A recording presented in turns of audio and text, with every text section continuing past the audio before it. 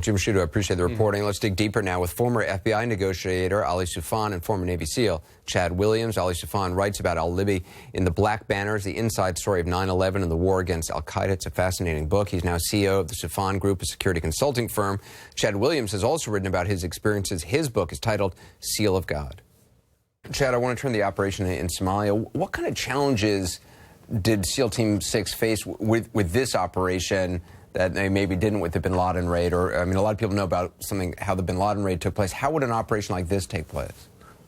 Sure. This operation was particularly difficult because they were not going to be able to come in from the ground. They're doing an over-the-beach strike. And so with that, you just can't bring the same type of resources that you'd be able to bring if you had, say, vehicles or if you're dropping in from helicopter. But once these guys have made it over the beach, they want to try and make their way to this house as quiet as possible. They can't bring nearly as large of a team as they did for the bin Laden raid, just because they have to be just really under the radar. And then by the time they made contact, they're just in a really tricky situation.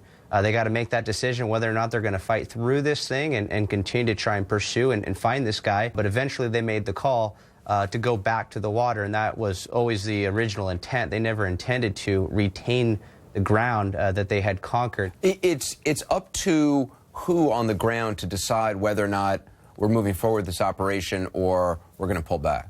That would be the assault lead, so that would be one of the ranking SEALs. He's making calls, you know, whether or not he wants guys to go to the left, go to the right, start clearing out the house. And it's just that guy that's the on-ground expert, and you know, he's got a real good lay of the ground. He could make that decision whether or not he thinks it's a good idea to continue to pursue or just pull back. And in an operation like this, the point of wanting to get the person alive is for operational information that person may have. Is that correct?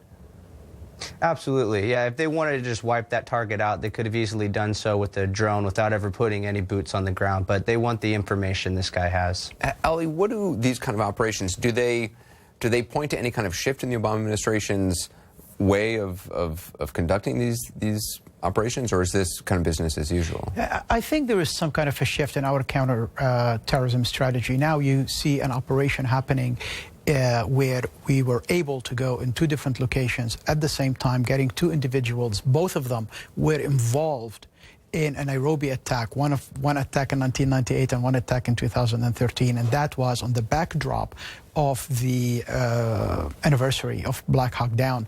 And Do you think that it was just all coincidence, that these two operations were occurring pretty much at the same time? I think it is nice from a message perspective that the United States is able to go and get these individuals even after so many years. But I think at the same time there is a move to use more than one tool in the box. You know, for many years we used the drones, but now it seems that we decided to use also law enforcement and intelligence. Interesting. Ali Soufan, great to have you on the program. Thank you.